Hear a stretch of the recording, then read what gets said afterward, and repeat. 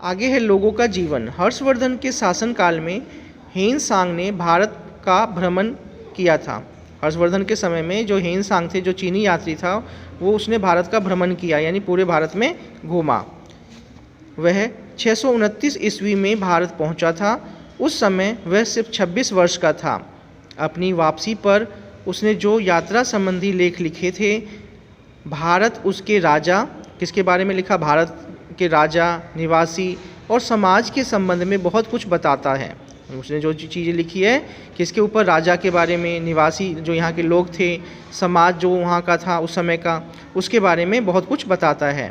वह बौद्ध अनुयायी था। वह जो ये हेन सांग था वो क्या था? बौद्ध अनुयायी था, यानी बौद्ध धर्म को मानता था, और जो बौद्ध धर्म संबंधी पवित्र स्थानों की यात्रा करने और बौद्ध धर्म ग्रंथ साथ ले जाने के लिए आया था। उसका जो मेन मकसद था हेन सांग का, कि वो बौद्ध धर्म की जो धर्म ग्रंथ है, ठीक है, और बौद्ध धर्म के जो पवित्र स्थान है उसकी यात्रा करने आया था।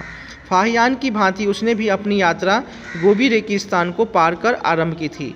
इससे पहले एक फाहियान था जो गोबी रेगिस्तान को पार करके जो है वो यहाँ पे उसने यात्रा आरंभ की थी। सेम हेन सांग ने भी जो है गोबी रेगिस्तान को पार करके अपनी यात्रा आरंभ की और मध्य एशिया के कई प्रसिद्ध नगरों ताशकंद, समरकंद और खोतान से होते हुए आया था। मतलब इन सब जगहों से पार करके वो भारत पहुंचा था। उसने भारत पहुंचकर पूरे देश की यात्रा की। जब वो भारत आया तो पूरे भारत में वो घूमा, और उसकी पुस्तक मोहक कथाओं का संकलन है, और उसमें बहुत सारी उसने अपनी कथाएं लिखी है जो बहुत ही मनमोहक है। उसने कई वर्ष नालंदा विश्वविद्यालय में व्यतीत किए थे। नालंदा विश्वविद्यालय जो उस समय का सबसे प्रसिद्ध जो है विश्वविद्यालय था पूरे एशिया में, उसमें वो कई वर्षों तक रहा। नालंदा एक प्रसिद्ध विश्वविद्यालय था जहां उस समय सारे एशिया भर के लगभग 10,000 विद्यार्थी थे। लगभग 10,000 विद्यार्थी जो है पूरे एशिया से उस समय में नालंदा विश्वविद्यालय में पढ़ने आते थे।